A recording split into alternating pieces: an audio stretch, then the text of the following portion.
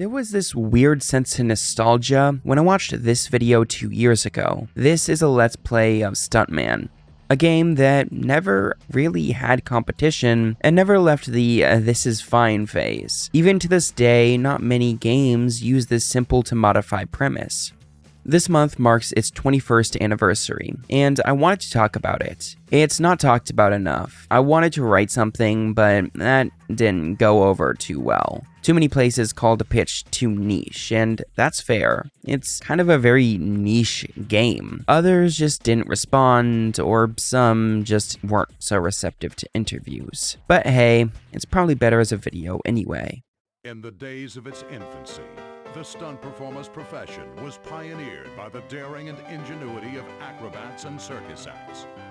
As the public's demand for on-screen chases, crashes, jumps, smashes, and explosions is never satisfied. Hey, it's Gabe, and let me cast your mind back to 2002. Rockstar was continuing its domination in the gaming market despite its widespread controversy, releasing Grand Theft Auto Vice City to widespread acclaim, and Insomniac Games was entering the PlayStation mascot scene alongside Sucker Punch Productions with Ratchet & Clank and Sly Cooper respectively. All the while, Square developed a lasting relationship with Disney that continues to this day, fueled by contrived plot points, a unique premise, dozens of different consoles and evolved generations, and passing off the ownership of any original characters to Disney. After releasing Driver 2, developer Reflections Interactive moved on to the newest, biggest hardware, in this case, the PlayStation 2. Instead of working on something expected like Driver 3, they took a break from the franchise and tried their hands at this long-running concept that never made it to fruition. A concept that could have been part of Destruction Derby or even Driver, but was put to the sidelines due to the PS1 just not being up to par with what they wanted.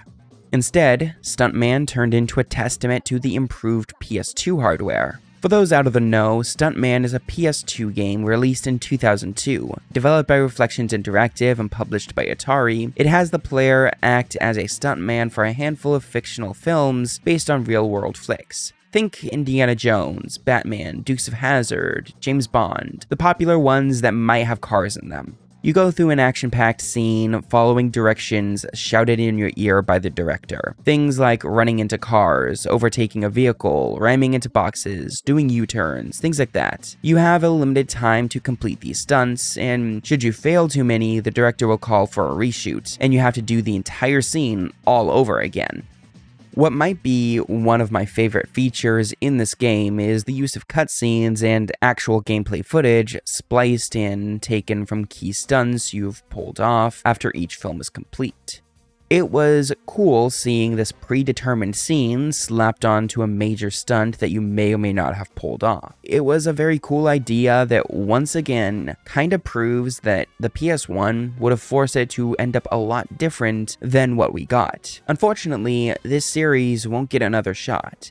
Maybe if the game had its difficulty toned down a bit, it might have fared better in the critical lens at a time when reviews from major outlets were all that mattered. Word of mouth, or words on a review page, were the big factors in whether or not this hip new video game was worth your time and money. Ultimately, the IP would pass hands to THQ, with Paradigm Entertainment in charge of 2007's Stuntman Ignition, the revival of the series on even more advanced hardware. While the game stuck with what made the original stand out, while adding modern features like new modes and multiplayer, it also ended up feeling like it lacked any new character outside of said multiplayer. The second movie you go through is literally a sequel to a movie from the original. It was the same as it ever was, and while that's all well and good, that didn't help the average response it got and the underwhelming sales. I think a remake of the original on current hardware could be magical. It could look and run so well, especially on the PS5. Imagine ramming through boxes and feeling that haptic feedback, or pushing the trigger to drive and it has some level of weight behind it, weight that changes based on the vehicle you're in.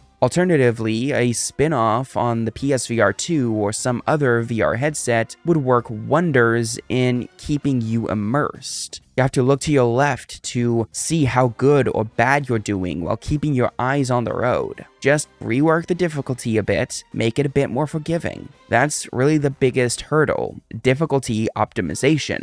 It's probably because the game isn't super long. Sure, it can take 10 hours, but speedrunners, well, they've got it down to just over an hour. As the AAA industry falls face first, lacking original ideas and clamoring for old IPs getting remakes, remasters, and new entries, it's hard to understand how so few games have tried to better this formula of addicting gameplay while also making the player feel like an action star behind the scenes, while also keeping it grounded in some semblance of reality. While I can hope we may see a new Stuntman or a remake, it's just not feasible. We're talking about a game franchise that has always been reviewed as okay, and ending its life on all possible platforms and still underperforming. Unfortunately, Paradigm closed up shop a year after Ignition released. The only saving grace is the IP is in the hands of THQ, which has remade older games. But when they closed up Ignition's developer, they did away with the Stuntman franchise altogether, saying they weren't planning on returning to it. Sure, years have passed, but Stuntman isn't talked about, and realistically, it's gonna stay that way to the wider public, and it will most likely, unfortunately, stay in the depths of the forgotten IP graveyard right next to Sleeping Dogs. If you like this video, feel free to subscribe for more content. Also, if you're watching this on YouTube, head on over to Odyssey. I post there first, usually a day early.